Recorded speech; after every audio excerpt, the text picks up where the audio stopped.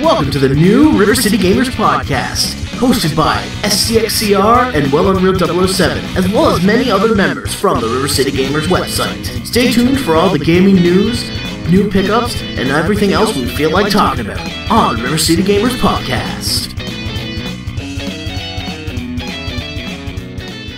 Ladies and gentlemen, boys and girls, welcome to the RiverCityGamers Podcast. I am SCXCR. And I'm that other host, Unreal. And I am Angel Halo. If you've been staying tuned, then you will know who I am, WizWar100. And Yes. welcome everyone to the podcast. Actually, before we get into anything, I'd like if you guys would humor me for a moment and join me in a moment of silence for Nintendo Power.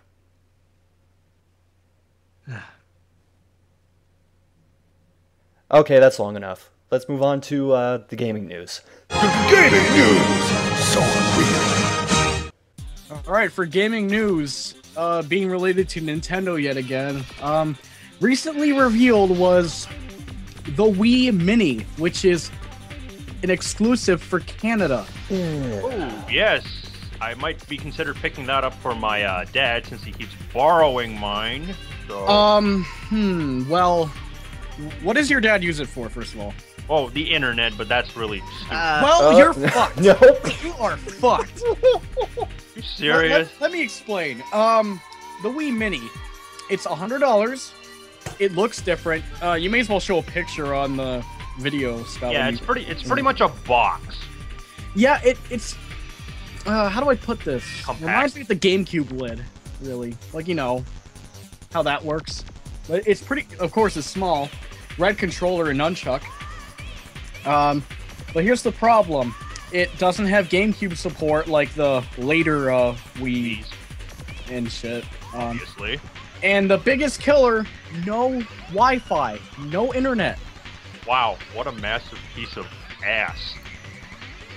You know, if I may beg the question, does this thing even have USB ports anywhere? It should, I mean... I don't know. I can't see the whole box, honestly. Because did they say absolutely no internet whatsoever? Because no internet. So I don't think there's USB. Let me look it up quickly, but discuss about the Wii Mini. Okay, well, if that's the case, then that'll just save me $100, because also... The Wii's that they're selling now is $149, which is already pretty cheap, and that's even cheaper than the 3DS, which you wouldn't think a handheld would be that much, but I guess it can. I've actually seen bundles at Best Buy where they sell the Nintendo Wii, like any model, with about 2 games bundled with it, and I don't think that includes the ones that comes packaged with it for $150, which is pretty dirt cheap in itself, considering you get a couple games go with it. It depends what games does come with it, though, because we are talking about other than Wii Sports and Wii Sports Resort and New Super Mario Bros. Wii. Ah, yes, that's the one I saw, Super Mario Brothers Wii. I'm not sure if Canada has the similar deals to that, but if they do, and even if they don't, it'd be more worth it in the long run and just get the Wii's before the new Wii. Yeah, and like the Wi-Fi connectivity and they're not that you'd play a lot of multiplayer online games on the Wii, but there are. So, and plus just other stuff you can do with the Wi-Fi. Yeah, especially Conduit and even Conduit 2. That's fun online. Oh wait, speaking of Wi-Fi, how do they get to the Nintendo store? You kind of don't. There we go. Well, that's kind of why I'm wondering if it does have USB ports, because there does exist a network adapter, so you can just wire in. Yeah, manually. I have one of those actually, but Same, I'm looking I at have a it right spec here. sheet here, and I'm not seeing anything about USB. So Yeah, there's no this way is the around it. Nintendo. Why does it exist? This is the Nintendo worthless. Well, then again, it's just Canada only. There's no current word if it's going to be anywhere else. It could be. I see but- it's a guinea pig experiment. If anything, all I really want out of the Wii Mini is maybe the red controller. Because then that would maybe convince me to import Xenoblade Chronicles from the UK to get the Red Classic controller. But that means I wouldn't be able to play the game, even though I have the American version. If I may, wasn't there like a red version of the Nintendo Wii already that includes the red Wiimotes, like Isn't the Mario that like edition? Mario Bros? But I just Wasn't want that in Japan? Well, I'm just saying. You Wait. might, I don't know.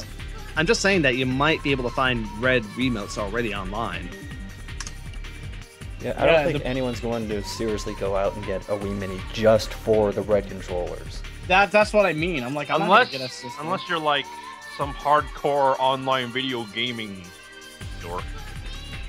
But honestly, no. You would have to be a pretty hardcore collector to go for this, because Yeah. Otherwise, there's no reason to get it. Yeah, like a Can we talk about something more positive than the Wii Mini? Well, but actually, before I continue, like, maybe in the future, like, it would be cool for collectors, like, kind of like having different model Genesises and what else? Or like The having Game a Boy Virtual Micro, remember that? oh. Yeah.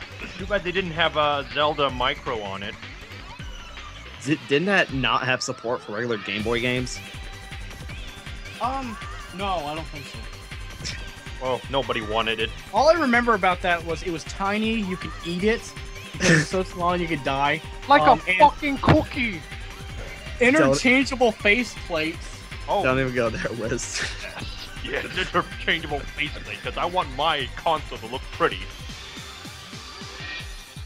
And, yeah, that's it for that. It was basically the PSP Go of that generation. Only worse. So, it would be cool, but the lack of internet probably killed it big time. So, Yeah. I say don't bother unless you're really a collector. Or unless, you just can't find a Wii anywhere and you don't care about online. Wii's are everywhere, so it's... Just saying. Alright, moving on. This is related to Square-Enix, this news story. Oh my. Naoki Yoshida pretty much said that if they have another mistake like Final Fantasy XIV, Square Enix could be destroyed, as in like dying off. Because remember that game, Final Fantasy XIV? Remember how bad it was? That game Wasn't they're that the- still trying to fix. Wasn't that developed by a Korean MMO company? No. Developed by Square Enix. How do they possibly fuck up that game anyway? They're terrible, that's why. And Final Fantasy hasn't been good for fucking years. Well, with the number of sequels, it just gets more degrading and more degrading. Kind of like our generation right now. Only. Well, Final Fantasy XIV was like a real-life parody of modern gaming. It looked really good. I mean, graphically speaking, it looked really good. Can't But deny that's that. it. But that's about it. And Well- that was like in the intro cinematic cutscene too. well, to be perfectly fair, Final Fantasy 12 was a pretty good game at the time, and I hear good things about 13 plus or 13.2. I'm sorry. Oh no. But remember last time you played Final Fantasy 13? Jared died, He died. Oh, Shit. And the game pretty much played for you, directed you for you almost. Hey, Angel, try going right. it won't let me go right. Hey, Angel, try going left. It won't let me go left. You can't go wrong. You can't go wrong. Game's playing itself, Angel. The game's playing itself. Why can't? Why wasn't this the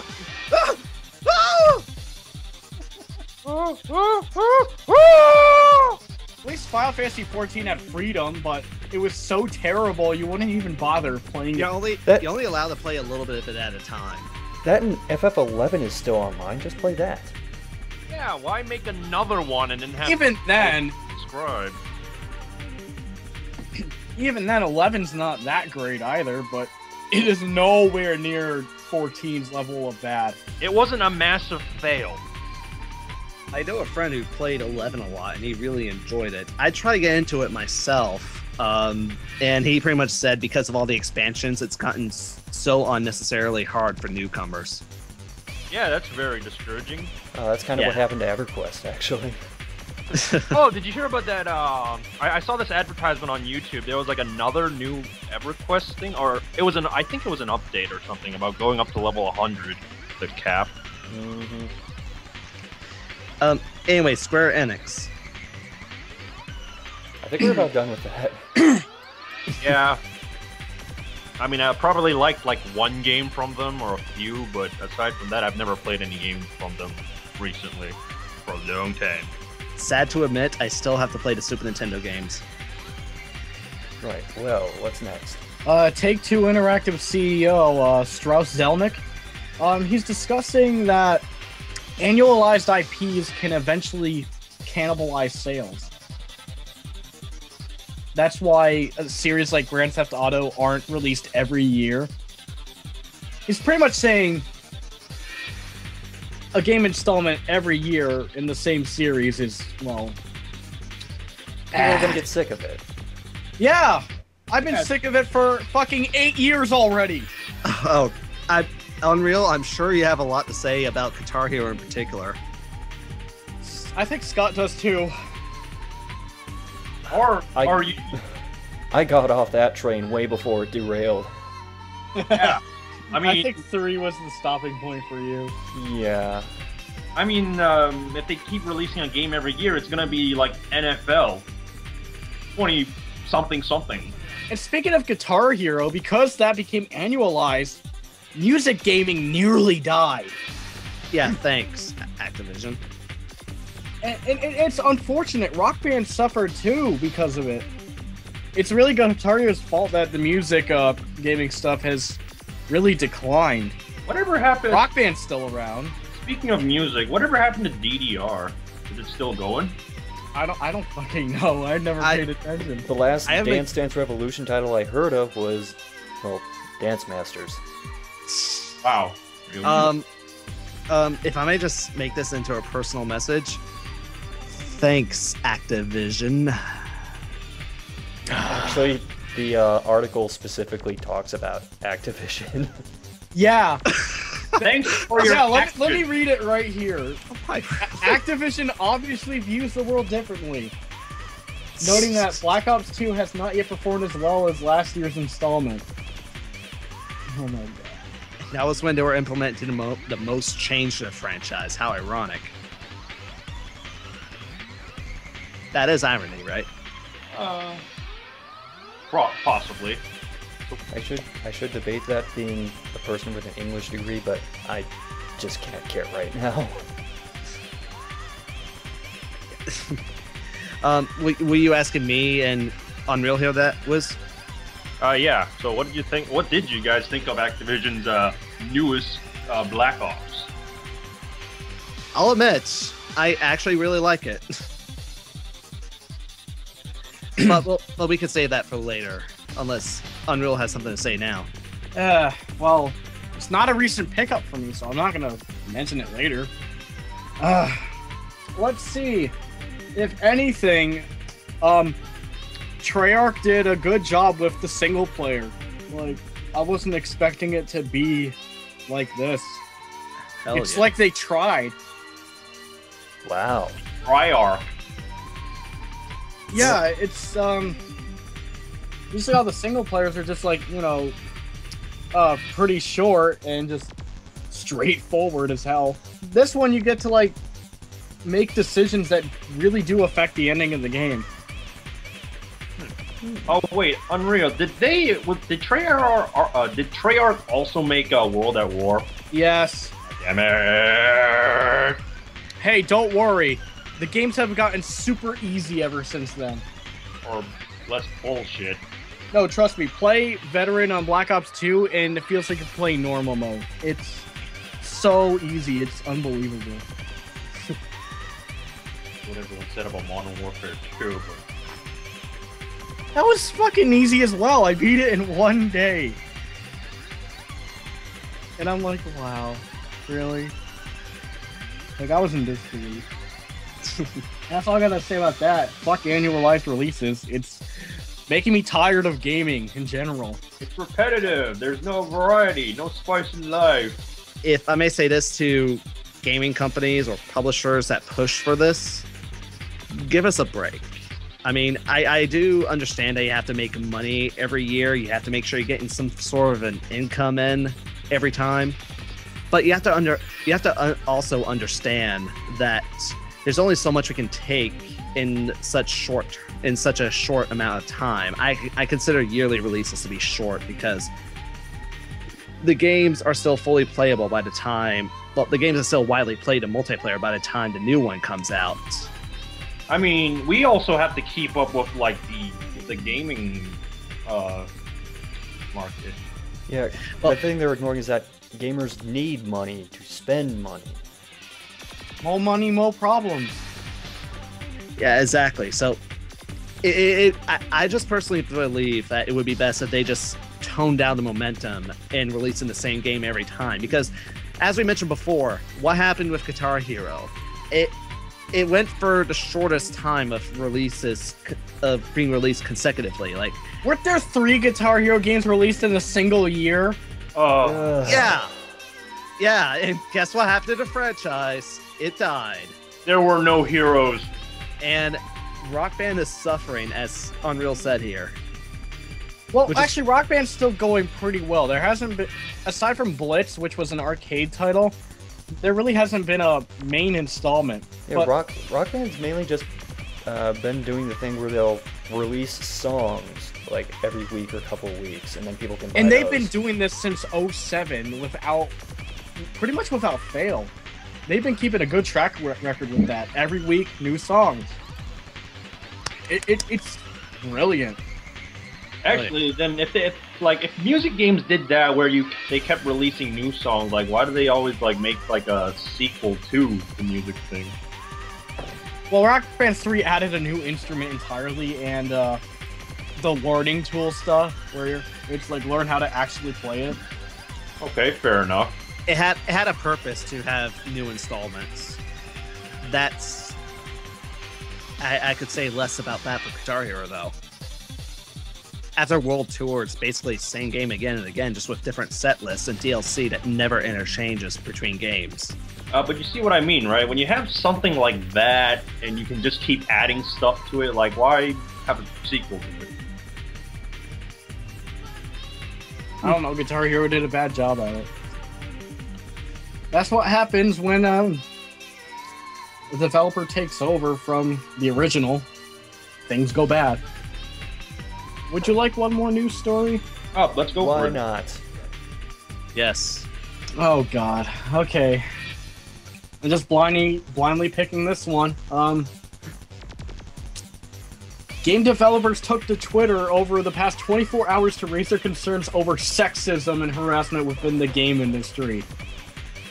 And hundreds of examples of poor treatment were revealed during this. Oh boy. Wait, what? Sexism in video game industry. Like, in what context? Inside the video games or the people who are into video games? Okay, here's a better example. It's what it does on the Twitter thing. The hashtag is #1 reason why. I don't know. It's pretty much asking women one reason why they don't feel comfortable in the game industry. Oh, in that context. Yeah. Oh, like working? Working or playing? Working. Oh. Okay. Now we're more. Ooh, I remember this old news story, but go on. Okay, here's some examples. Creating appropriately dressed female characters is viewed as a rarity rather than the norm. Yes. Yeah. Oh. You want to reveal who wrote that and what they worked on? Tomb Raider writer Rihanna Pratchett. All the front-loaded anvils.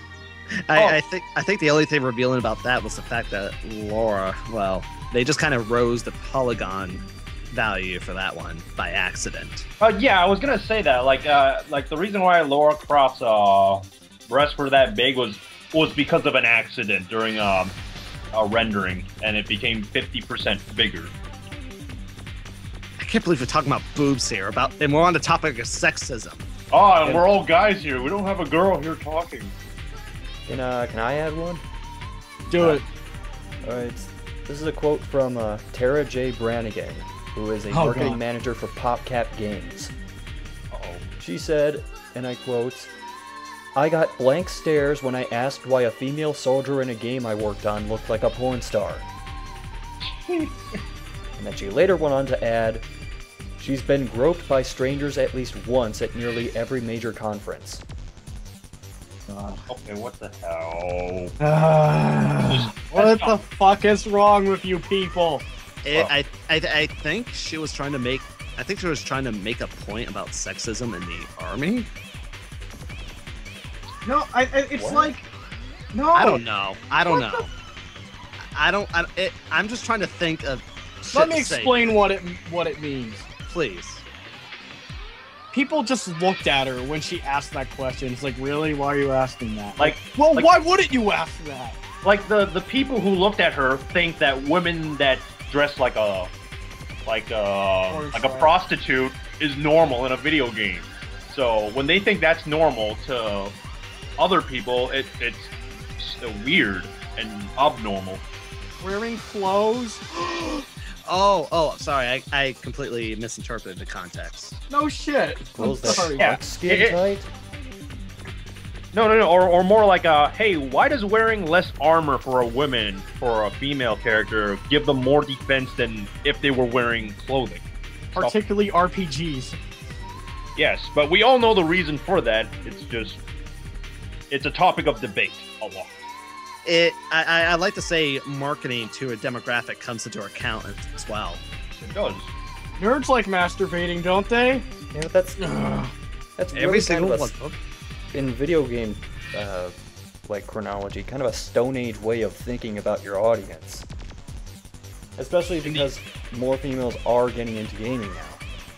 And they're gonna get a little more disgusted as it goes on. But then again, they don't get it enough. I think that's it. It's sad, really. Yeah, it's still going on like it is now. Like there's not a real big change to it. I don't think there will be a change. Yep. Unfortunately. As long as there are those who don't get played on. Well, you'll never know. The demographic can change someday. I mean, we are getting more female gamers. We'll be dead by then. Well, I'm just saying. Eventually, they're gonna have to change their demographic or marketing demographic. I'm sorry, I'm trying to think of the term here. Targeted demographic, like for upcoming games. Eventually, they're gonna need to change it up. Like I can't think of examples, but you know what I'm saying. Yeah, like not having like these little girls games catered to the little. Don't even get me started on that kind of game. Or anime. But there is a video game on it. Don't even get me started. And, All right. All right. That's it for gaming news. Moving on. I'm not sure this qualifies as news, but probably more of a recent release. Remember how last podcast I said THQ was neck deep in their own shit? Yeah. Well, Humble THQ bundle. Oh yes, that. For those who don't know, THQ has partnered up with the Indie Bundle people, and now you can get Darksiders, Metro 2033, Red Faction Armageddon, Company of Heroes Opposing Fronts, and Tales of Valor. And if you pay more than the average, you can get Saints Row the Third.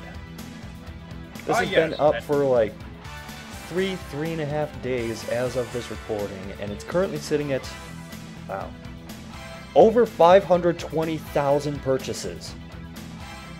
Hey. Weren't people pissed at this bundle? Yeah, people were pissed, but then they were like, oh my god, wait, I can get these games. Yeah, for a way cheaper price than if you bought them individually, and, even at a lower price. And unless every single person that's bought this has dragged the slider for THQ all the way to 0, then they are going to get some of the payments, which as of right now is about $3 million. Hey. I'm still wondering whether to get that or not. I mean, I do want to try Metro 2033, but... I've played a little bit of Metro 2033 on Live when they had that game for free for a limited time. It's pretty fun. I actually just recently bought the bundle myself, just to have it on Steam. Oh, is there a co-op or is it just single player? It's only single player, but you know, it works that way. It's all about the experience of the game. And it's one of those games you have to really play and appreciate to really get the full effect of what it is. I'm not gonna get the bundle because I can't run any of it. That's another thing. Yeah, that is a downer for some people who doesn't have gaming PCs. Or powerful gaming PCs. Not to boast here. You're posting already. Yeah. That's why I'm gonna quit now. But I will say that I paid $15 for this bundle because I wanted to give THQ some extra money for at least putting some effort in it. Honestly, I may get it just for the soundtracks. Oh yes, it comes with soundtracks too. Yeah, I forgot to mention that. You can get soundtracks for Saints Row the Third, Darksiders, Red Faction, and 2 of the Company Heroes games. I made sure to download all of them. I wonder too. what's in the Saints Row the Third soundtrack. There's 2 discs worth of music. I can pull it up right now. Actually, what I really need is the Saints Row 2 soundtrack, because I want Gangsta Bitch. Speaking of Gangsta Bitch, I've debated whether to get Saints Row the Third or not from that bundle. I mean, I could probably run it, but usually most indie bundle games, you can run most of the games.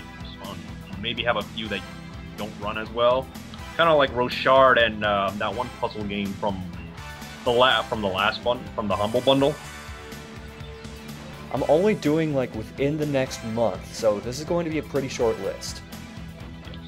Let's see, December 4th, we have Far Cry 3 coming out. Any thoughts on that? You go first. I was at GameStop just the other night, where they were playing. Where I think, the people in the GameStop TV thing, whatever they call it nowadays, were talking about how it's basically Skyrim but with guns. Ah, yes, I saw that same advertisement too, and that makes me curious. I kind of want to try it now. It's kind of weird because they did the same thing. Because a lot of people did the same thing for Oblivion and Fallout 3, except Fallout 3 was developed by Bethesda. Bethesda, who's also made the Terminator NES game. I think did they publish? Anyway, that's all I have to say. It does look interesting from the trailer we saw back in the E3 2012 showing. Oh God. If I may go on just a little longer, remember the first thing they showed in that trailer? Yeah. And the ratings just went through the roof. Anyway, along with Far Cry 3 on that day, the Mass Effect trilogy is getting released. I want to note this specifically, because of the trilogy coming out, Mass Effect 1 is finally getting a PlayStation 3 release. Yes, that was the one thing that kind of stopped me from bothering with Mass Effect, is that if you start at 2, well, where's number 1? And where's number... They tried this bullshit, like, comic thing which helps you make the choices, but it's better to play the game. And after, like, 5 years, now you can on PS3. Yeah, it's kind of like House of the Dead on the Wii, or House of the Dead 2 and 3 Return, where they didn't have the first game, and I was like, what? Why? This kind of, it feels incomplete when you don't have the whole set. Wasn't there word that they're gonna make a Wii U version of that soon? Don't know about that. Because I think I recall when they announced it that they're going to make a Wii U version down the line. Not this year, obviously. But down the line, they're probably going to make Mass Effect 1 and 2 for the Wii U and just put in a trilogy pack. I will also mention that I bought Mass Effect 1 over Steam for $10. You can still get the first 2 games on Steam, believe it or not. Oh, I didn't know. Because I don't like Origin. Well, after that, there's only a couple more games, both of which are slated for release on or around New Year's Eve. One of them is Metro Last Light. Hopefully, fingers crossed. What's that game about? It's a sequel to 2033, I believe. Basically, it's like a Nightmare Cold War scenario for Russia, where they do actually get hit by nukes, and people use the subway system as sort of like a bunker to survive. Survival.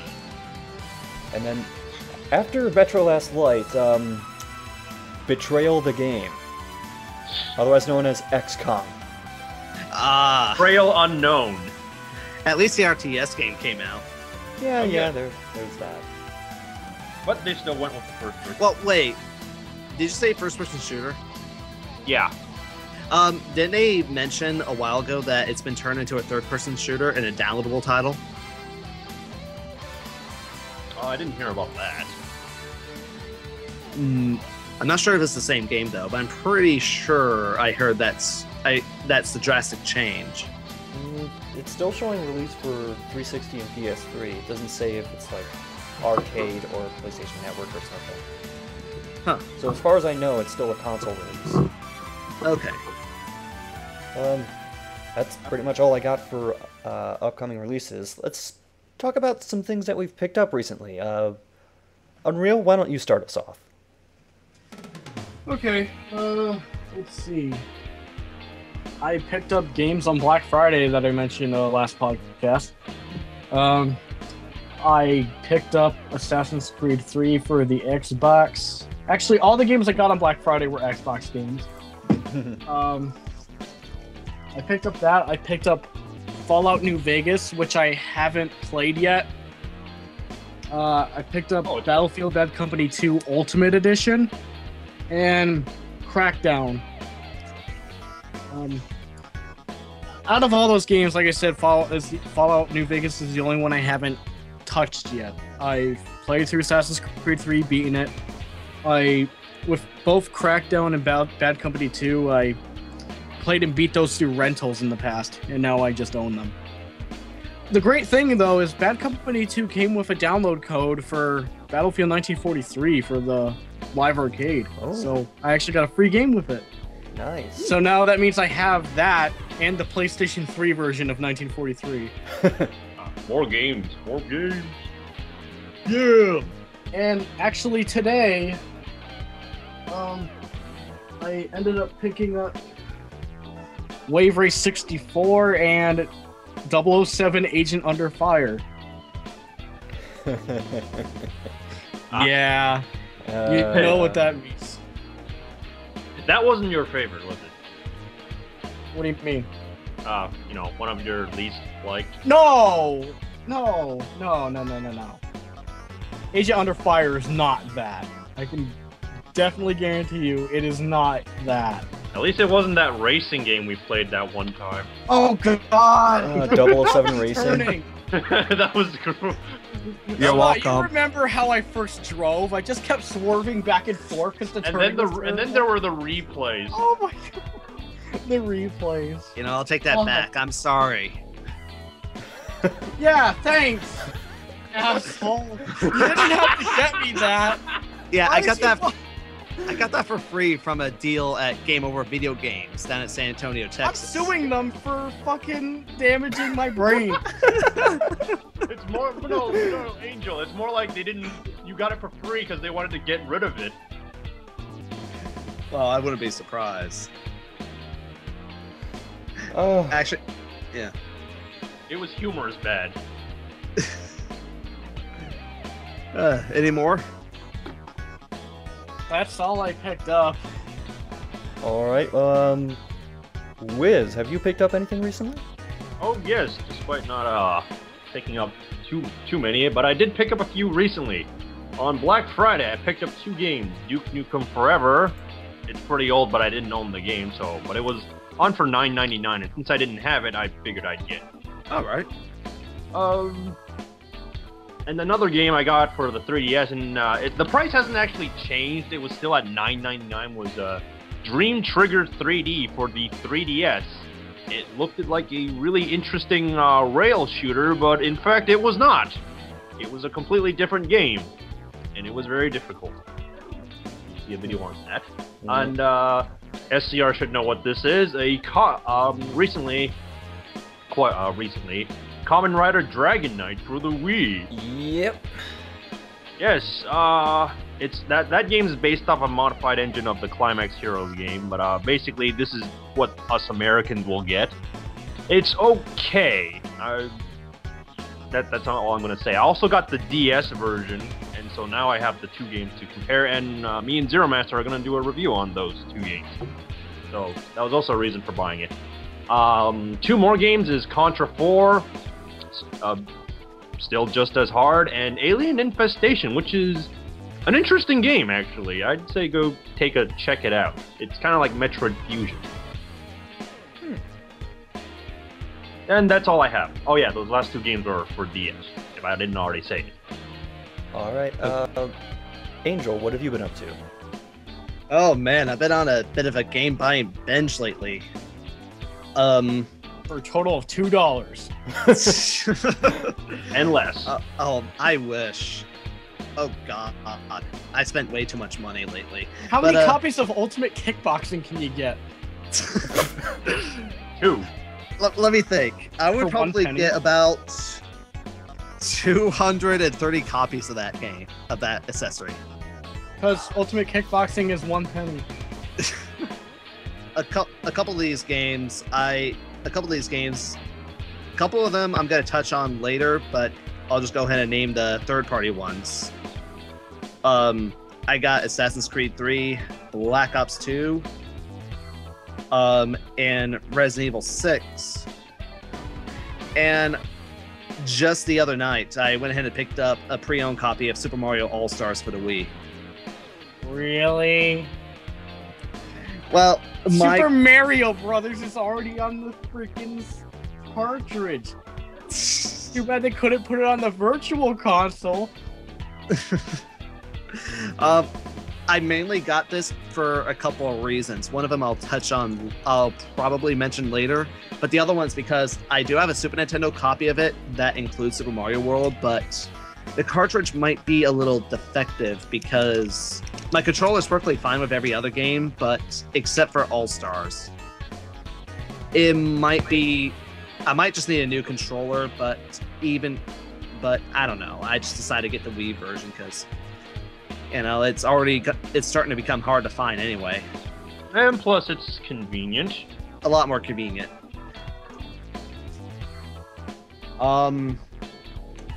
I also got Uncharted 3 not too long ago, but I didn't really bother to get that far in it, so.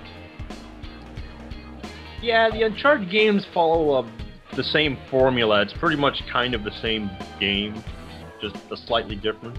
Well, it's not a bad game. I just haven't bothered to get far in it, that's all. Yep, it's not a bad game. You'll just have to give me some time before I get to that. That's it for me. Hold on a second. I need to get through. Okay. I'll just start with the oldest ones and work my way forward. I got Skate or Die for the NES.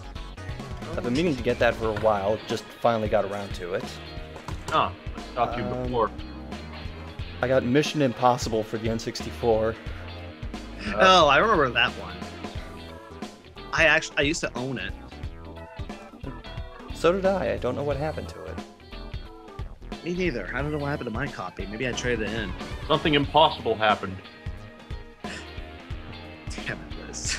And let's see. Moving forward, I got for the PlayStation Tenchu Stealth Assassins. Ah. And you might have seen me stream this a little earlier. Galarians. Oh yes. Which is a strange survival horror kind of game. I used to rent that game back in the day. It was interesting. I never gotten around to beating it, though. Well, I'm not that far into it either, so just have to see where it goes. For the Dreamcast, I got Rip and Rider Snowboarding. That one was really cheap. and Time Stalkers, which is an RPG that I'd never heard of. I took a chance on it, and I'm only like 15 minutes into it so far, but I like what I've seen so far.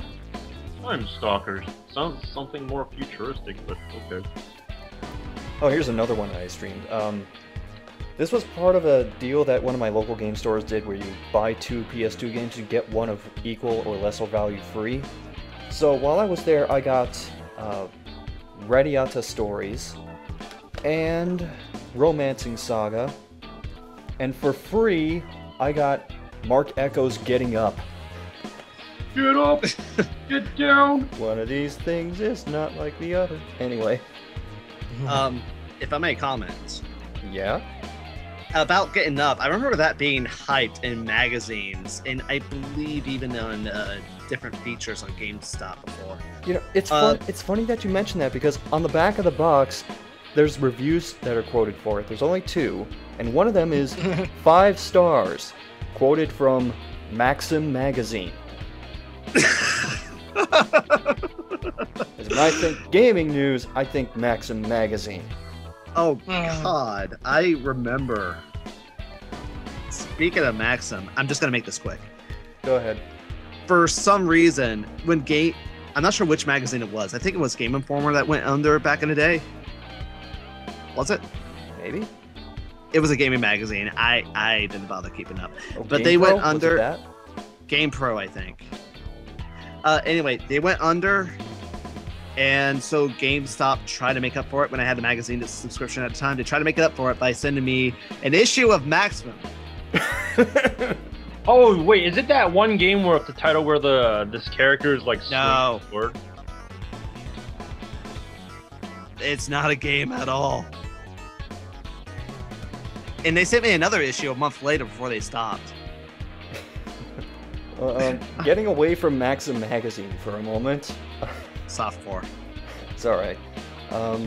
Also for PS2, I finally got the first Dark Cloud game. Another one of those things I've been meaning to get, and I just haven't gotten to it. Wait, wait, was that the one where you had this character on the cover where he kind of looks like Link? Yeah. Ah, yes. I've seen that in like the bus stop advertisements, like everywhere. It's like, what's this game? Now, for this 360, and I got these through Gamefly's, I think it was a Black Friday promotion where if you got 2 games, you could get $12 off the sum total of them. So I got Dead Island on the 360, which I'm enjoying so far. I've already put a few hours into that. Good. And I got Bulletstorm, which I haven't played at all yet, but I'll get to it. And finally, I know this is taking a while, sorry. I kind of went completely insane over Black Friday, and as a result, I now own a PS3. Oh! Holy! What? That is crazy. Yes. You actually did it! Yeah, Unreal, that deal you mentioned where you could get Uncharted, Uncharted 2, Infamous 2, and Infamous Festival of Blood with the 250 gigabyte PS3 for $199.99. I went for that. What? It was that much? Good on you. Now Yeah. get Monster Hunter. Well, fuck. Gonna need to add him on PlayStation later. Why didn't you tell us this? It was a surprise. Yeah, it was a surprise for this podcast. Happy birthday, son! Power Rangers! Now you're ready for The Last of Us. Yeah, ready? I am so ready for that. Your body is ready. Don't forget to try out Heavy Rain. With the PlayStation Move now in stores. No! Oh! I still have yet to play that game. Or quote unquote. Scott, does that mean you could rent RE6 on PS3? Actually, yeah, I need to check my game queue for that. Shotgun Pierce, so you don't have to. I'll shotgun Piers. No, I'll Shotgun Pierce. Yes, who the fuck is this guy? I have Yeah. more reason to bitch at him than you do. Alright, fine. I'll take Sherry then. I think that about does it for recent pickups. Okay. Now, on to our discussion topic. And before I say anything, I swear to God, anyone who's listening to this next time we will not talk about Wii U stuff. I swear that's not going to become a weekly thing. It's just because it just came out.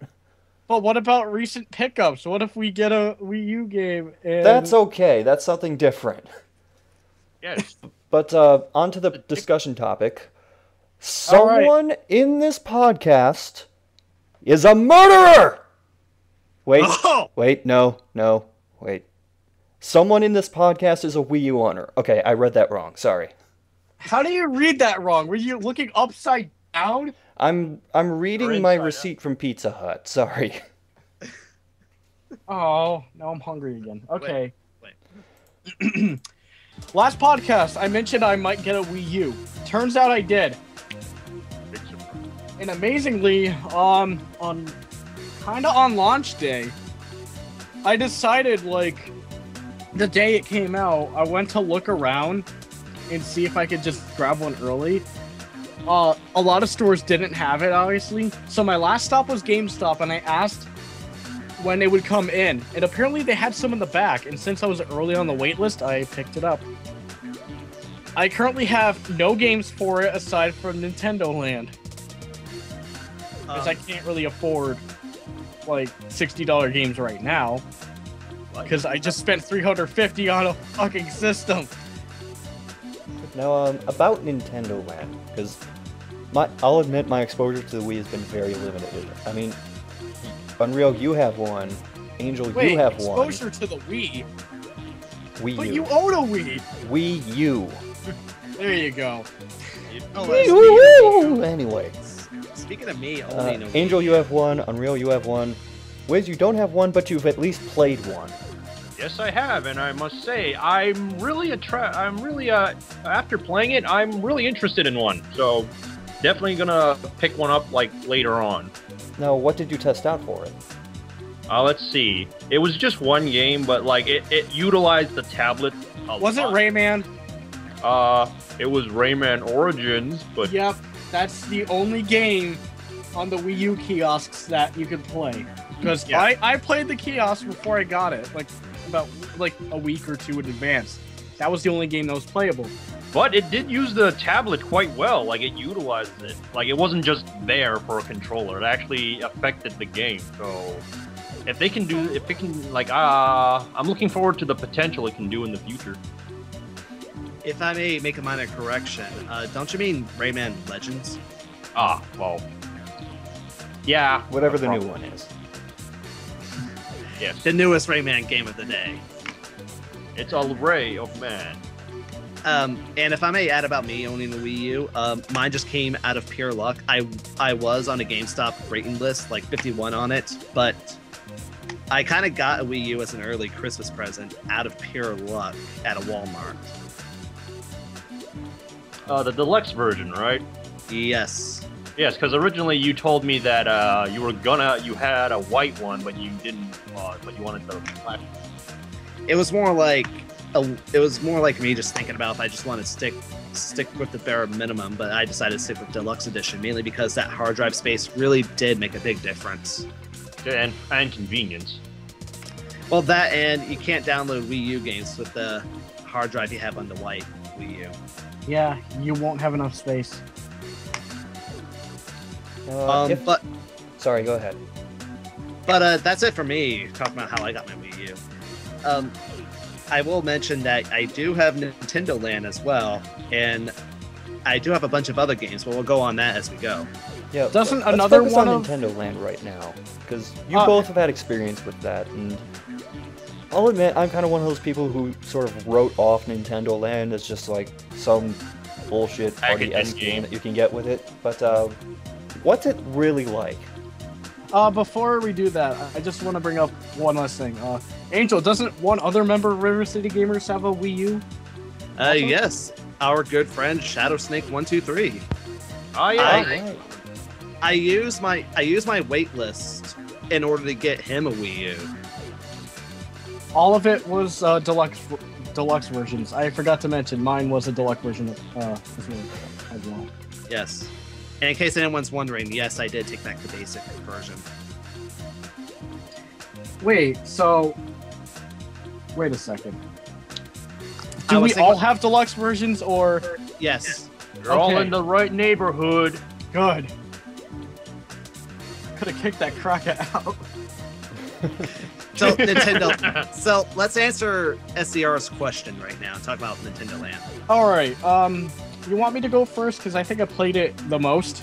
Go ahead. I Because know that's you all played- I have. Yeah, you I want know, I know you played the solo games the most, so please. There's only 2 games I haven't played. Like, Well, I there's was only- able to play one of the competitive ones with my brother. But there was 2 I haven't played, but everything else I've played. I played all the team up ones, just one and only one competitive mode, and one solo mode. Just give me 1 second. I want to grab my, I'm pretty sure... I need to remember what the minigames were, so I'm gonna go grab the instruction book. It's on the back of your case. All of it's on the back of the case? Yeah. Okay. Let me see. I'm holding it right now, actually. We're dragging this out just to answer a question that was supposed to be answered 2 minutes ago. Well, let me just ask something a little more specific about it. Yes. From a purely single-player perspective, what are the reasons to own this game? Oh, okay. If anything, this is kind of equivalent to Wii Sports.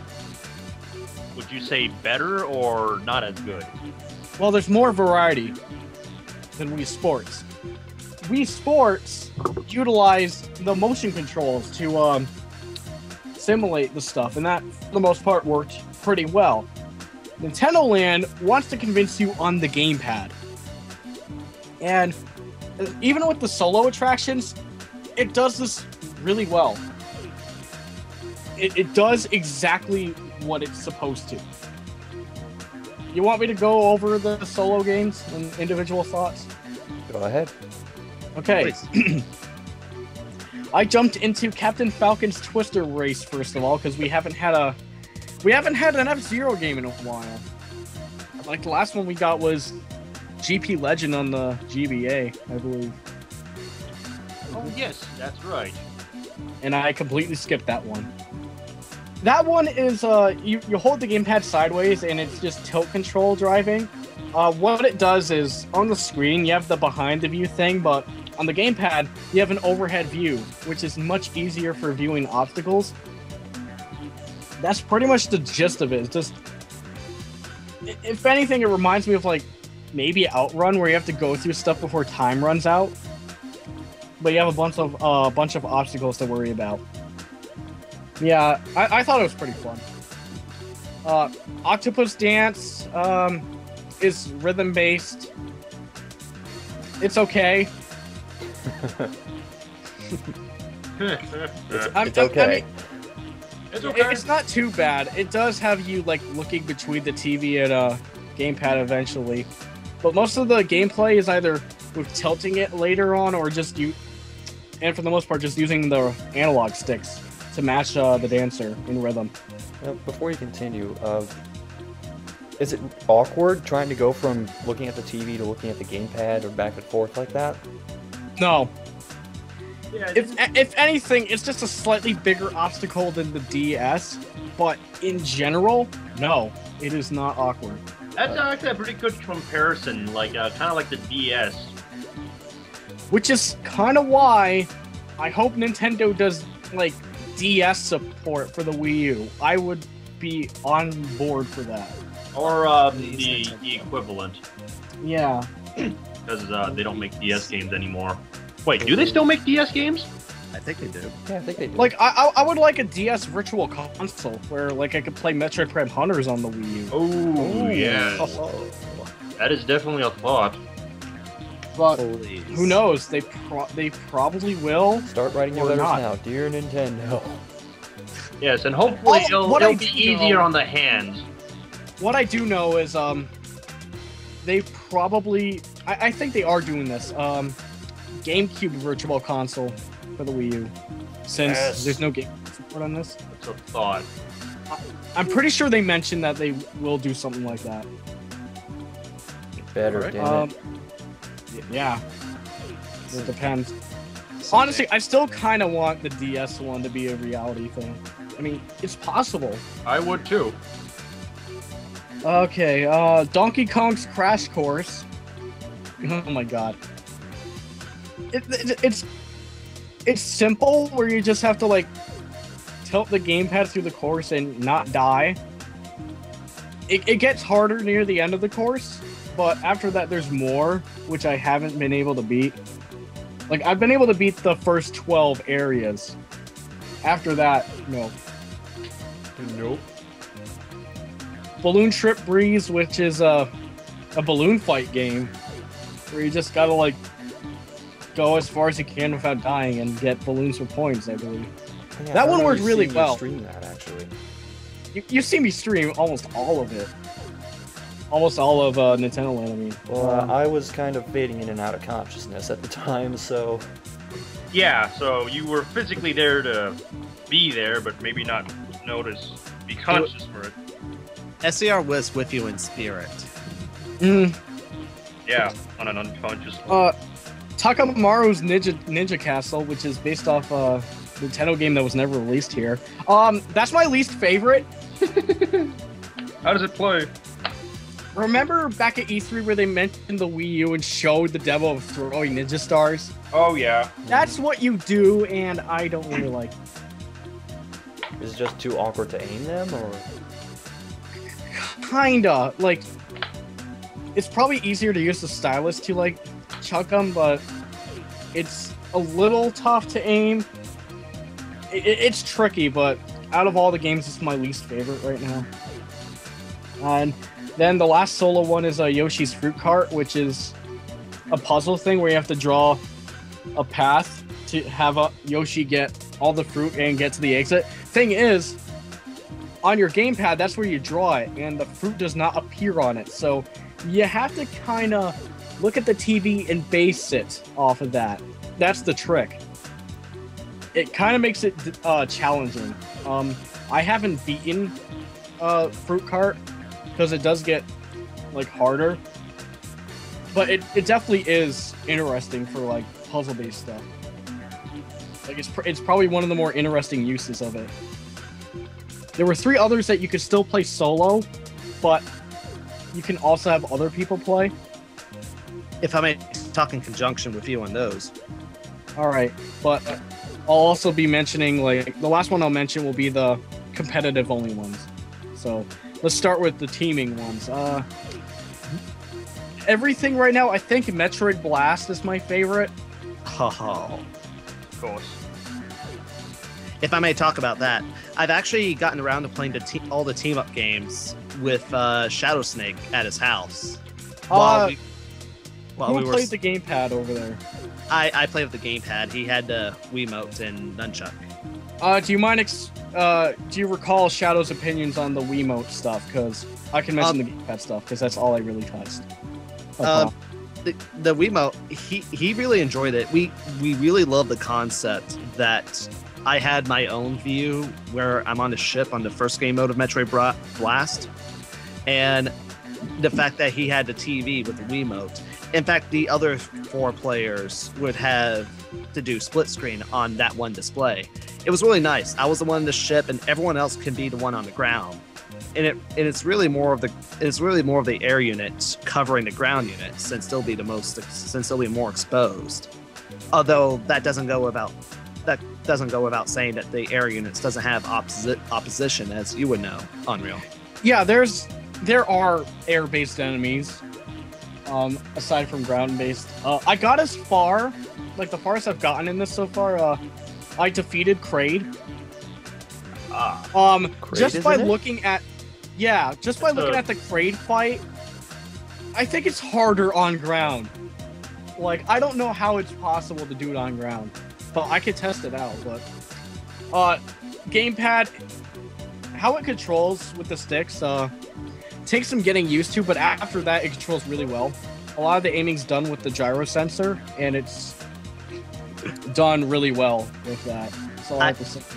I can spin in my chair and I'll be moving around in the game. It's like playing Wii Sports all over again. It's like I'm on my chair right now and just spinning around. It's like I'm in an actual spaceship. It's awesome. Just like how Mario Kart's like driving an actual go-kart. Legend of Zelda Battle Quest. Mm-hmm. Oh, is that the one? Oh, wait, you showed the arrow shooting portion of it, right? Yeah, did I play as Billy Mays during that stream? No, you played as yourself. Oh, okay, must have played as Billy Mays and something like that. The gamepad user is an archer, and it's pretty much on rails. The control's simple. You aim using gyro sensor. You look all the way down to refill your arrows, and you use the right analog stick to pull back and fire the arrows. And the people using the remote are the ones with the swords. And basically just swing it around. And you can do the spin attack, and you can do like those power slashers from Skyward Sword. Is that what they call it? Skyward Slash? Yes. I think that's what it is. Yes, you could do those in there. It is on rails, but the archer can play a vital role in covering the sword units. That I did a pretty poor job supporting Shadow Snake in that regard. But you're fired. Well, we still made it through though. Like he only had he didn't really go lower than 70% health, I think. Is there team killing? No. Okay. Although you can shake people around if you hit them. Oh, don't do that. Oh. I did. It was whenever I did it, it was almost always accident. I promise you. And the other team up one, Pikmin Adventure. Oh yes, which replicated the Pikmin game pretty well. Like, well, I never played Pikmin. Oh, anyways, really? No. But anyways, going on to the Pikmin thing, that makes me excited for Pikmin 3. You're making that already? Why didn't they tell me? Actually, Unreal, as someone who's never played Pikmin, what did you think of that game? Yes. I'm pretty sure the actual Pikmin is slightly different. Yep, but it's generally the same from what we witnessed. It played well. It was weird at first, but I got the hang of it pretty quickly. How does the ground unit work? Because I was given a support ground unit during this one, which was Captain Falcon. And that's supposed to be what the Wii Remote Player does, but what do they really do? What? Shadow Snake 123 once again used the Wiimote and Nunchuck for this one. But basically anyone who uses those controllers become the Pikmin themselves, and they level up a little differently too. Like they can have attack combos, and their attacks become stronger too. And when you recall your Pikmin, you also recall them. So you can toss them right at the enemies too if you want. Which can work depending on how you do it. Like you can send them on the enemy's blind spot if you want to. Yeah, where they are safer to attack, because those giant ladybug creatures will kill the Pigments up on frontal attacks. Yeah, I think the health bar is shared too in that game. Or am I thinking of the Zelda one? I don't know. That'd be kind of a bad idea if the health is shared in Pigment, because you can kind of die easily. Well, it just kind of makes you have to be smart about how you handle situations. Well, that's all I have to say about that. It's really fun. Yeah, the last one I played, I was able to play this with my brother briefly. Mario Chase. This is you son of a bitch. I played that too. Did you play the other ones? The other? No, I haven't. Oh, so I guess this is the last one we get to talk about then. Mario Chase. The person using the gamepad plays as Malio, and the Wii remote plays as Toad. You have to on this one. Yeah. Me and my brother turned, so I got to play both. As Mario, you have a map on your gamepad to see where everyone is, as well as like where you're running. The object is simple, just avoid them until time runs out. As the Toad, you don't have a map, but you have the entire screen, and you could try and locate Mario. Depending on how many people there are, you'll have a Yoshi robot, which can assist you, where if a Yoshi spots Mario in one of the sectors, it'll tell you what color sector he's in. It'll also knock him down. Yeah, if you get close. I think that's how I beat my brother when I was 2.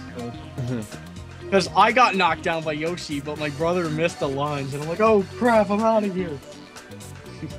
I can see it being like more intense with more people. But in general, Mario Chase is very simple, but that doesn't mean it's not fun.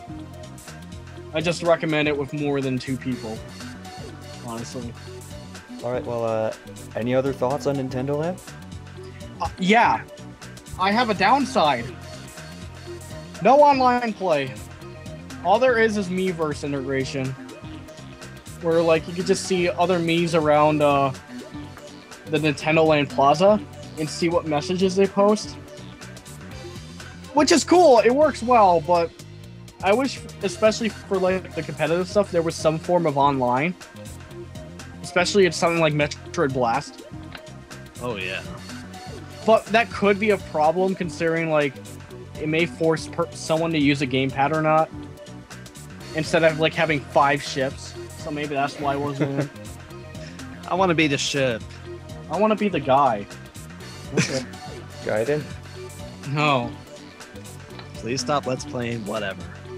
But overall, I only really recommend Nintendo Land if you're getting the deluxe version because it's packaged in. On its own, I would recommend it at a lower price. In other words, don't really buy the game for itself. Just buy the deluxe version, and Nintendo Land will be worth it. It's still fun to play. Like I recommend playing it. But as for owning it, or purchasing it by itself. If for some reason you got the white bundle, which I'm sorry, if you bought it, you're retarded. For some reason if you got the white one, skip Nintendo Land. But if you get the deluxe, you're all set. The game's worth keeping. It's just worth $60 on its own. No, it is not worth $60 on its own. Ah, see, that's the reason. Really? No. Like 40, maybe. No, I mean like if you go to buy it now. If you go to buy it now, no. Like I meant to say it costs $60. Yeah, it costs $60. It's not worth $60. 30 or 40 is okay.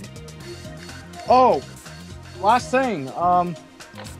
If you don't have Motion Plus, you cannot play 2 of the games if you want to play as the Wii remote. That's Metroid Blast and Zelda Battle Quest. If you don't have Motion Plus, you can't play the Wii remote on that one. Everything else, though, you should be fine. Same with Nunchuck. You can get like the attachment pre-owned for like $10 anyway, right?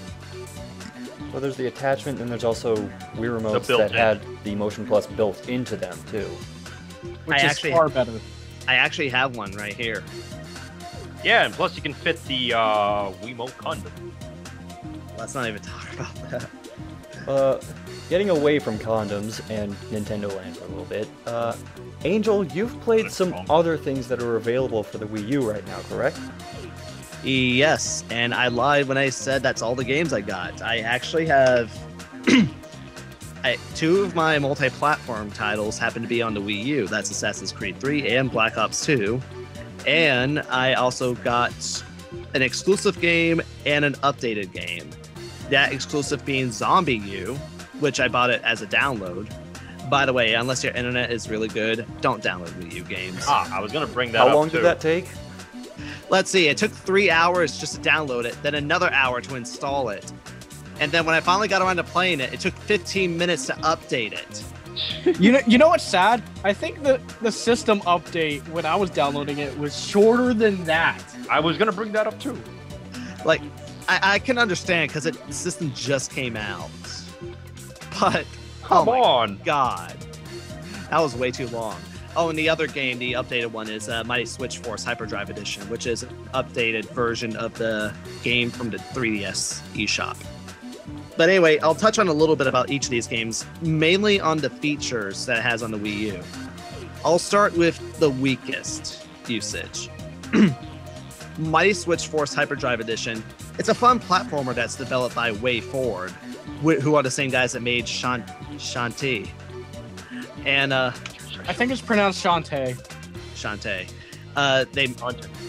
They made Shantae for the Game Boy Color and its sequel, Risky's Revenge, on the DSi, where you can download either on its eShop or the 3DS eShop. The updated re-release for the Wii U for only $10 updates the graphics to give it a more hand-drawn look to it. And while it is a great game, the only piece of technology of the Wii U gamepad it uses is being able to play it on the Wii U gamepad. One of the more heavily advertised things about the Wii U, I'm sure everyone's familiar by now, is some of the games allow you to can be played on the gamepad itself, which is really cool, especially if you plan on going to bed or you want someone else needs to use a TV, or you don't want to be loud in your room, or just not turn on the TV. That too. And that has happened one time at Shadow Snake's house, but that's a different story. And the next one to use its features, Assassin's Creed 3, again going by weakest usage. Assassin's Creed 3 also has the option to be played on the gamepad itself. But if you decide to play it on the TV, you have a more expanded radar, which means you'll have a wider radius to view. You're still going to want to use the map system to set up waypoints, or markers, if you will. But you have a much bigger radar, which really helps. For some reason, calling the horse is considered an item now, which I don't understand why. But on the Wii U version, it has its own independent button, which is really helpful. Say they treat horses like objects. One of these days was. And when you go to select your weapons, you can use the touchscreen instead of the sticks to select what weapons you want to use. And when you're playing multiplayer, you can keep track of your progress on the gamepad, which can be helpful. But other than that, it doesn't really take a lot of advantage of the gamepad, but it does take enough to make it somewhat worthwhile to get the Wii U version. If I may talk about Assassin's Creed 3 real quick, Unreal, did you experience any crashes during the 360 version you played? You mean like freezing? Yeah. I don't think so. That's happened to me a couple of times. Every version needs to be updated. I think the Wii U kind of needs it the most because I've experienced like 3 crashes so far. There was even one point where the game crashed, so I waited about 5 minutes for the console to reset itself. And once I got into it and tried to load my game, the loading time was just stuck. It was still loading, but nothing came up for like 5 minutes. So I ended up having to use a trick online, which involves unplugging the Wii U for 10 seconds, and then it worked again. That doesn't sound good for the... I'm still saying that the Wii U version is probably just a little better because of the horse button alone. Like, seriously, I can't tell you how helpful it is. But it does need to be updated very soon, because it does become a bit of a problem. Now, on to Black Ops 2. Now, I'll admit, I was very jaded by Call of Duty, especially after Modern Warfare 2. I did like Black Ops a lot. Modern Warfare 3 was okay, but it didn't get me back in, aside from the final level. That's as much as I'll say. And Black Ops 2, I gotta be honest, the only reason I bought it was because I wanted to see how well the features were implemented with the Wii U gamepad. That's the only reason. That, and another good friend of mine, Sasuna Raven, kind of recommended the game to me since he played the PS3 version and said it's pretty different from the rest of the Call of Duty games. And boy, was he right. Well, it's still the same gameplay and all that. But without going into the game that much, I just want to talk about features here. The features and implements, once again, you can play the whole game on the gamepad itself. Now, I know there's like a common theme here, but it does become helpful at some points. Now, when you're playing the campaign mode, you can keep track of your objectives on the gamepad itself, which especially helps if you're playing Strike Force, because sometimes I kind of forget what I'm doing. I mean, I'm already trying to focus on moving units there and there. So it's really helpful for me to glance back at the gamepad to understand what the heck I'm doing. Even then, the objectives are pretty straightforward anyway, so come to think of it, this was kind of pointless to talk about. Actually, now that you bring that up, it wasn't completely pointless. Using the gamepad to command troops sounds like it would make for some pretty interesting RTS games. It's not implemented like that in Black Ops 2, but yes, I have pondered for that. Please make RTS games for the Wii U, because this is an excellent idea. I mean, hell, just pour in War and just make it use the Wii U gamepad, and I'll be happy. Yeah, selecting your troops, directing them, and it's just, you know, it'd be just like the PC almost. Oh yeah, and getting back to features. Playing zombies doesn't really utilize any features aside from tracking your progress, I guess. Well, actually, it doesn't really track your progress at all. You just have a friends button, which once you press it, it goes into this in-game menu, and you can invite your friends if you want. This is pretty much the Wii U's way of making up for the lack of a friends. Well, it does kind of have a friends list, I say. Just forget what I said. Multiplayer is where the features really shine the most, because when you're playing multiplayer on the gamepad, you have the entire map layout of the entire level you're on, which especially becomes helpful if you're calling in aerial strikes. Because instead of looking on the end-game map, which is on this armrest. Was it on the armrest? I don't remember. You can look on the map on your gamepad instead, and it's a lot more helpful because you got a much clearer view of things. Oh yes, the in-game map on the it's always in the upper right corner. It's always really tiny. You can only see like a little bit of what's ahead of you. You can pause the game to look at the whole map, but the fact that it's on the gamepad, very helpful, especially when you call in UAV. You can also change one of the 4 of the 5 custom classes at any time in the game. Well, I mean, next time you spawn, that is. Like, you can just press some buttons, boom, there you go. That'll be the next class instead of just pausing the game and doing that there. Like, technically you can't pause, but work with me. And you also have 3 touch buttons, which calls in your score streaks. They're called score streaks this time around. So you can select them individually. I haven't bothered to pay attention if they're all just one button again. Unreal, you played Black Ops 2 multiplayer, right? On Xbox, yeah. Is calling in a score streak still just one command on the D-pad? Yeah. Okay, in that case, the Wii U gamepad makes this a lot more helpful because now each of your score streaks are 3 different buttons. So you can choose which ones you want to deploy if you collected them all, instead of pressing them in succession. The only complaint I have is I need more players to play with. Yeah, I think that's kind of a byproduct of maybe some people being like, oh, I already got this for the 360 or the PS3, and then there's also, it's a new console, so not everyone has it yet. That's unfortunate. And then it's like buying another game just for a few different features, like, you know, not a major add-on to the game. Right. And I know I'm long-winding this already, but just work with me for this last game, ZombiU. Now, without going into deep detail about the game itself, though I will mention it's been receiving mixed reviews, and I will say this, Actually, experience... Huh? Can I comment on that real quick? Go. I actually tried reading some of the reviews for this, and it's like...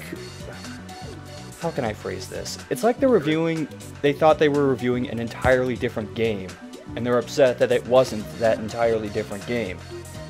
I streamed it before, and you saw it for yourself. Yeah, I mean, it's like a strongly survival-based game, and I was reading these reviews of people who basically wanted to play it like it was Left 4 Dead. Well, you know, they missed the point. You know, Shadowsnake initially thought it was going to be kind of like Left 4 Dead, but then I told him survival horror, and he's like, whoa. That's deep. So it got him interested immediately. Plus, I've noticed many people on the Miiverse saying, is this game worth getting because it keeps getting mixed reviews? The majority of the responses are yes, so, you know. Own it, right? It's getting some cred. But once again, I'll say this, unless you have something else to add, SCR. Go ahead. I will say this, experience is everything. You really have to sit there, play the game with barely any lights, with the volume turned up, to really get the full experience. And I really have to emphasize turning up the volume, because believe it or not, sound is everything. Ah, yes. In fact, I'm going to give you this one hint in the game right now. If you hear anything that isn't part of the environment, run like hell. Oh, and speaking of run like hell, there's also this thing where if you die once, you lose your character, which makes death meaningful. Yes, and there is a consequence with that. If you lose your survivor, your skill points you've accumulated for category weapons and the points you've accumulated just for surviving and killing zombies, they reset. So you have to work towards rebuilding that all over again. What are the benefits of leveling, getting those points? I think it's just high score, like survival rating. But again, not to go too much into detail about the game itself. I just want to talk about features. Actually, can I say something real quick? Yes. You know I'm a fan of survival horror games. So am I. And it's kind of a double-edged sword, but there needs to be consequence for dying. Exactly, Like, or else... Later Resident Evil games, the consequence is, oh, you have to start over from the checkpoint. It's like... that's whatever, it. that was... it's more like, you don't care about death, it's just a minor inconvenience. When it means something, it's horrifying. Because it's like if us humans like have like a whole ton of lives and when we die, it's just just go to the hospital, you'll be fine. No. Oh, well, running into this horde of zombies ass first didn't help me. Let me try running in head first. See, that's kind of like trial and error kind of thing, which is that's not what for a puzzle game, yes. For a survival horror, no. It should be like this. It's like when you make this decision, it may kill you or it may not. Yeah, like you should have the opportunity to like really put some thought into what you're doing, into every single move that you're going to do. Not just try sprinting from point A to point B as fast as you can, because I don't know, achievement horror, whatever.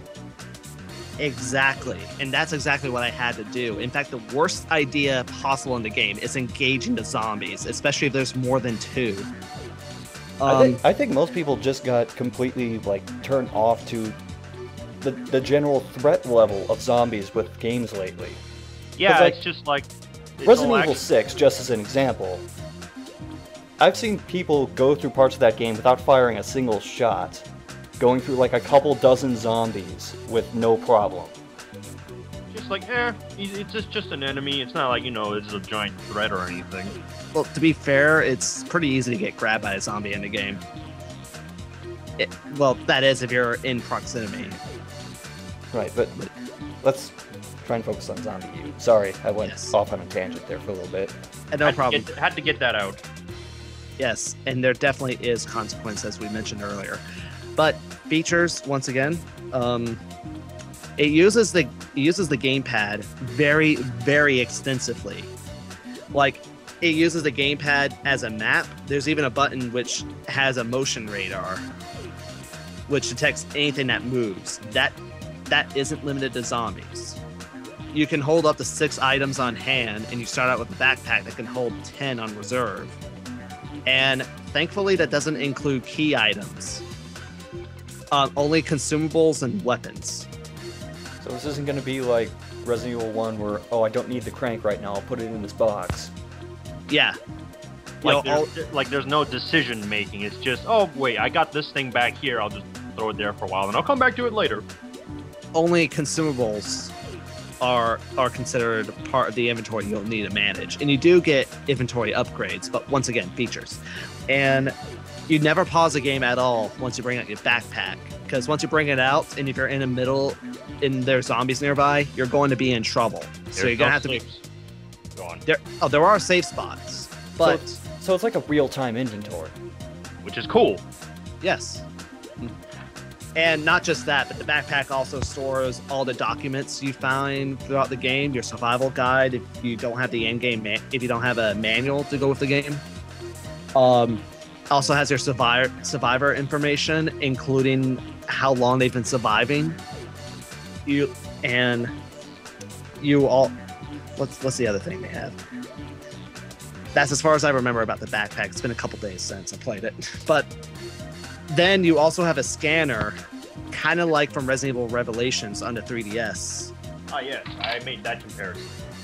Yes, where you can scan any objects and even zombies alive or dead, mostly to find if there's any items to loot or if the door's unlocked or not. But it does become helpful because you can also find messages throughout the game in the form of icons. So you can use a scanner to rate them. Why did I say rate? Because this game seems to be taking cues from Dark Souls. Or Demon Souls, if you want to go back there. Yes, in which other players who's been playing this game with the internet connected can also leave messages either as warning or just to grief players, which can be really helpful. I ended up leaving messages myself. There is a rating system, though, which if it was helpful, other players can rate that message, makes it more likely for other players to see in the game.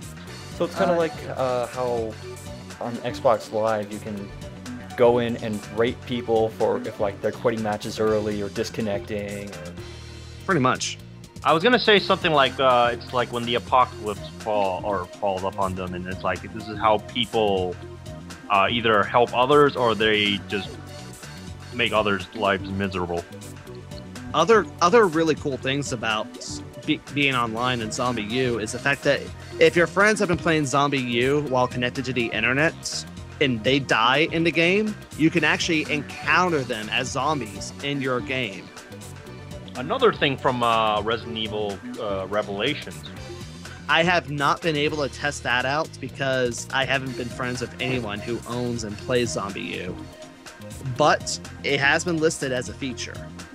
So if that ever happens, I will get back to you guys about it. ZombiU's on my list of things when I get our Wii U, so maybe we can test that theory later. Yeah, yes, same here. You've been gushing a lot about ZombiU. No, I just want to gush about one more thing. Go ahead. The multiplayer. I know I said I want to touch Wii features, but I gotta. Well, this relates to it because multiplayer is 2-player local only. 1 player uses the Wiimote nunchuck or the Pro controller and plays as a survivor, in which it's more of a traditional first-person shooter there. If you want your Left 4 Dead, there you go. And a 2nd player uses the gamepad who plays as who takes a more RTS approach where you can summon different types of zombies to attack the player with. There's 2 game modes plus an unlockable game mode. Kind of like the director from Left 4 Dead, where like where the events of the zombies popping up are different. Kind of like that. Except Valve never did it, which I was wondering, why didn't you ever do it for multiplayer? It would have been really fun grieving with that. That, and it would be awesome griefing material. Exactly. Which is kind of the point in the ZombiU multiplayer. 2 game modes plus an unlockable one that you get if you beat the game and connect to the internet to unlock it via Uplay. There's a capture the flag mode, and yes, zombies can capture the flag. And while there are zombies there is a type of zombie that does move very fast, none of them run. So nothing like 28 days later. Thankfully. Otherwise, this game would probably have been impossible. Yeah, just to throw it out there, not a big fan of rage zombies, but not totally against them. They're fun in Left 4 Dead, but there's only so much I can take. And how the gamepad is utilized for this one, you just pick your zombies and point them wherever you want as long as it's within legal ranges. And you can level up. You can actually level up in which you can unlock other types of zombies. There is a survival-style game mode as well, where the survivor has to last as long as possible. So, plenty of griefing opportunities, and not as limited as the capture the flag mode. Oh god. Shadow Snake was a total asshole to me. I survived killing 26 zombies. But he always got the upper hand on me, and that was his first time playing. Whoa. In case you're wondering, they do explain it very well, so it's very easy to pick up and play as well. I was gonna say, easy to pick up and play. Now, any downsides to this game? I still have to play through it a little bit, but like to say there's some clunkiness, a little bit. There's some kind of clunkiness in the game. I can't quite put my finger on it. Something about how it's designed. You know, I don't know how to put this in words. I like to say maybe melee is a bit of an issue. You can shove enemies, but you always have a strong attack, which is the only way you could do damage with this melee weapon, the quick attack. I kind of wish it was like sort of a quick attack, like maybe like a tap at the jaw or something, like a very fast tap or something. Spinal Tap. Well, it'd be a nice and fast way to make sure to still do some damage. Well, it won't hurt a group of zombies. You can at least hit one of them. Well, it makes sense. But at least I can shove zombies to just make them defenseless enough for me to deliver a strike. Oh, so, kind of like stun locking, kind of. Yeah, but you still have to be really fast about it. And I recommend against it when you're dealing with hordes. But holy crap. Holy crap. We've been on this for like half an hour. I think we need to stop. So, just in general, this is not the Wii U Red Steel. No, it is not. Thankfully. I do kind of wish they had more options for multiplayer, but as a launch title, I'd say it's really good. I just hope the game is not too linear, like you can play it differently. You are free to roam. Aside from objectives, you are free to roam wherever you want, the farthest you've completed the farthest you've completed the single player. So you can free roam, and this is mainly to collect whatever supplies you want to grab outside. Which in itself is risky, because zombies do pop up in the areas you just visited. So you always have to keep on your toes with this game. I highly recommend it to anyone who's looking for a good survival horror game. A survival horror game that's actually more horror and survival than Resident Evil 6. It is coming from a guy who actually likes that game. Right. Anything else anyone wants to add on the Wii U as it stands right now? The console itself, how is it? If I want to say one thing, just to be very brief, this console has potential. It's still pretty early. Well, totally. It has a lot of potential, and as an owner, I hope for the best future for it. I hope for the best too, because it's on my Christmas list. Oh yeah. I'm just hoping, well, I'm actually going to expect it too. I bet there's going to be a bunch of shovelware again. I just hope it's not as much as the Wii. For example, that one game we will never mention. No. Don't you fucking... yes. I think that's a good time to move on. Yeah. This is a good time to mention that if anyone listening to this has questions or comments they want to direct to us, and we might answer them during the podcast, go ahead and leave them in the comments section, either on this YouTube video or on our website at rivercitygamers.wordpress.com. You'll have to register to comment, but it's worth it to talk to us, right? Right? And we will answer it in the viewer question. Alright. Case in point, we do have one question for this podcast. Yes. Keyword, one. It's from our old friend from the Netherlands, Amayuro Akago. Double A. Or Toriyama spelled backwards. Akago! And he asks if we're ever going to have guests on the podcast. As in people outside of River City Gamers, I assume so. And I'd say yes. I'd say it's a possibility. Possible. I mean, Yeah, we're still kind of figuring out what we're doing format-wise and guest-wise with this podcast, but there's a definite possibility for it. Oh yes, so there will be guests. I could think of a couple of real life special guests I can try to get on here, but as it stands, yes, it is a big possibility. We're not limiting it.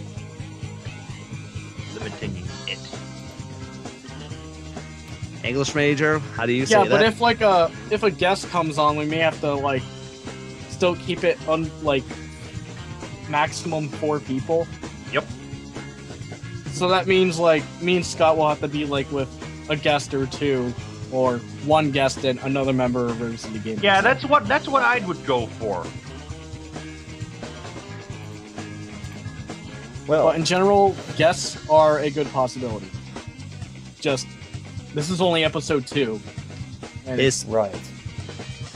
If I may beg the question to both SCR and Unreal here.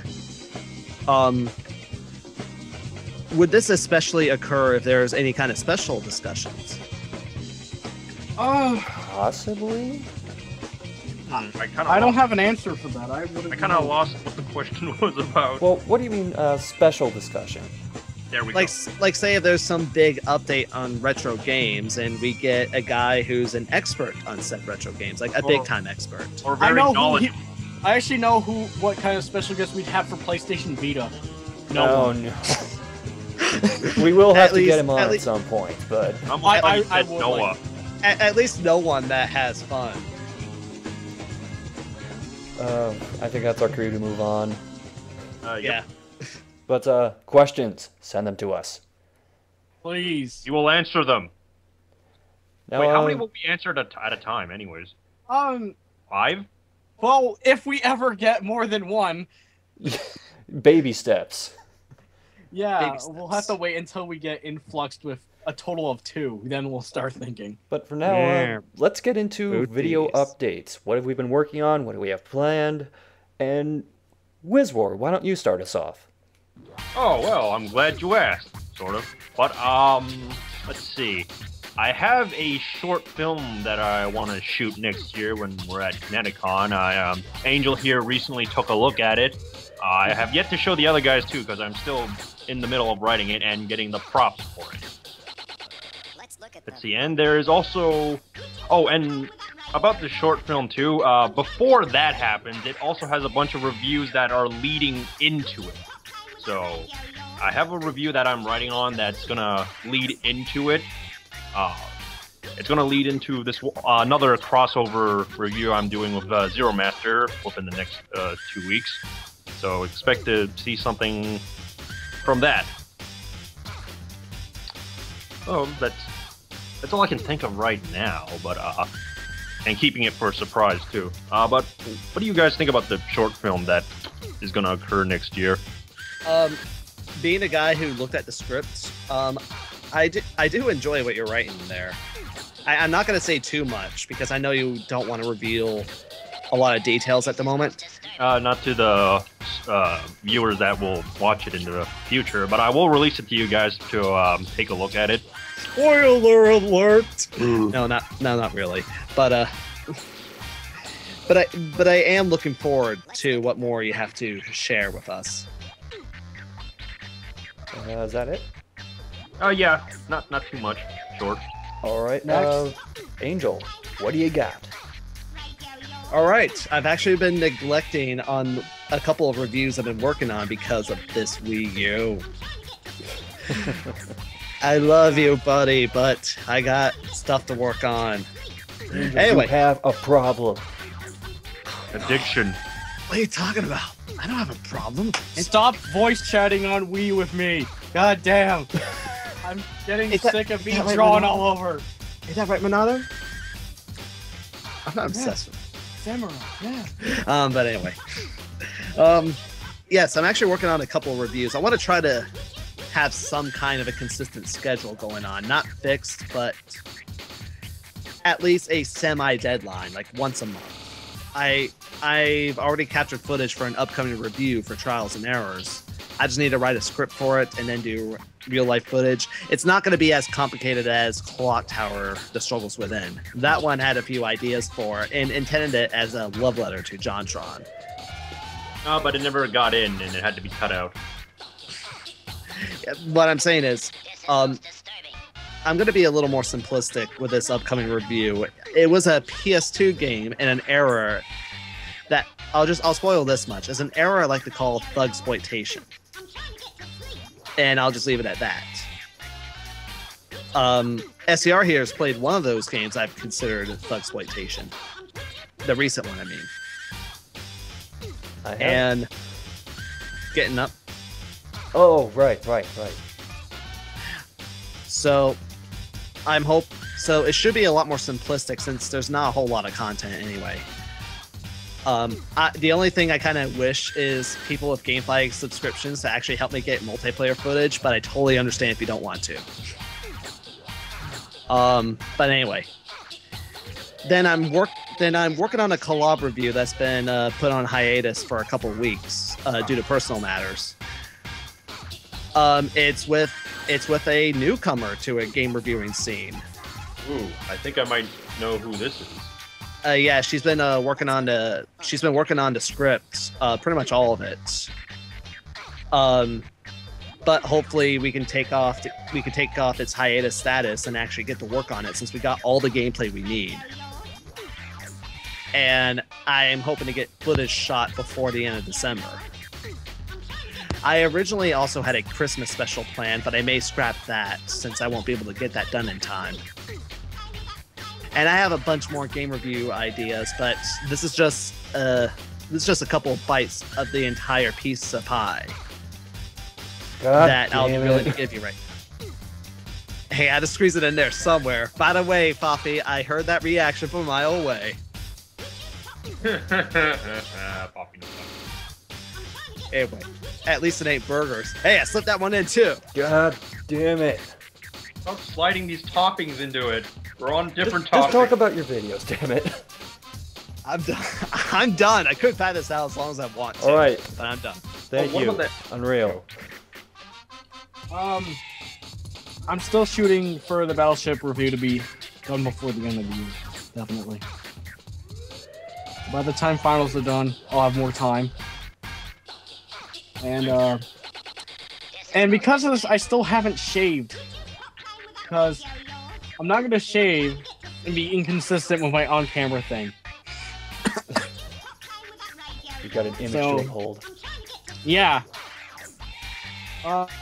Menu Madness will be consistent until finals are over, then it'll probably slow down. In fact, there's probably going to be another episode up before the podcast is uploaded. But Menu Madness will be more consistent than all the other videos. And like I said, that'll slow down. Those are the only two things I can think of. Because if I promise other things, I'm not gonna, End up doing it. yeah. It's kind of like having too much on your plate. You probably won't be able to eat all of it. Yeah. Pretty much. But I am shooting to have Battleship done before the end of the year. And I'm also hoping it'll be shorter than Raccoon City's review length. Because there's a lot less to talk about. Really? Yeah. If I talked about everything, I'd be repeating myself 50 times. Because that's... You do one thing in the game, you do it everywhere else in the game. That's it. So, Scott. Alright, this won't take long, because I have been extremely busy with classes, so I haven't been able to do much as far as videos go, but for the next part of the Bloody Roar retrospective, progress has been slow, but there has been progress. I am still hoping to have it out at or before Christmas time. Actually, it would have to be before Christmas because I'm going to see my folks. And yeah. I've also started writing for a new video series that I may or may not do. It's simply entitled, I Hate This Game. So I think you can guess what it's going to be about. I think I do. I won't say a word. Yeah. I can see how this may or may not stay. And the wrestling thing I'm doing with WWE 13, there has been a lot of progress.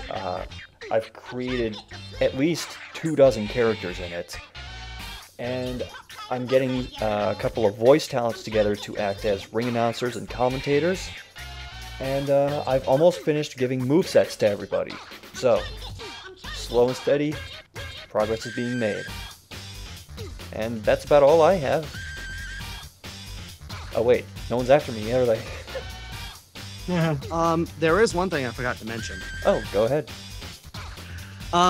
There is a video series idea I have in mind. 2 of them, in fact. But one of them, I'm hoping to get done as soon as possible because it'll literally take almost no effort to get it done. And this one is to test out my new recording equipment. You will see that in the near future. Ooh. Yes, I believe I've already showed it off to you guys in a couple of streams I did. Well, the guys I know.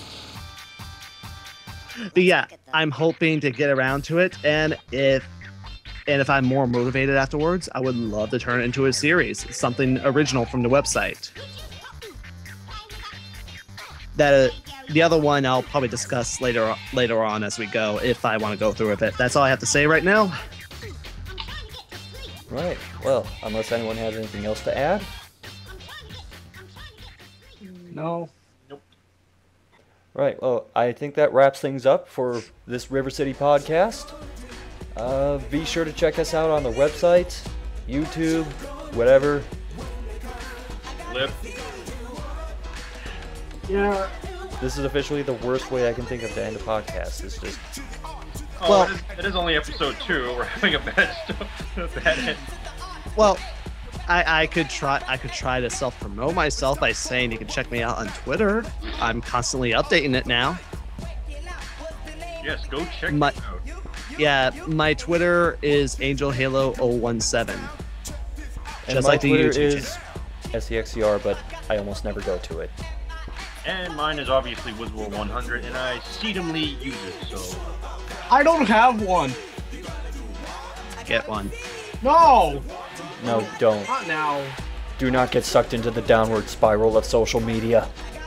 Yeah, but then again, it is convenient for notifying your... Just contact me on YouTube. I was Yeah. gonna say, it is convenient for, like, telling people, like, I have something that's up, or I'm going to do a stream or something. I'm But I going to have- get into this high now. Right, well... I think that wraps it up for this edition of the River City Gamers Podcast. Once again, I'm SCXCR. I'm that other guy in real. And this has been Angel Halo. And staying tuned as usual, Wizwar100.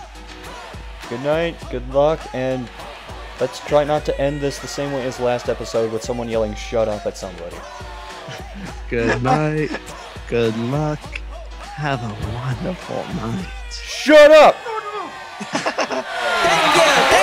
Thank you, everybody! And don't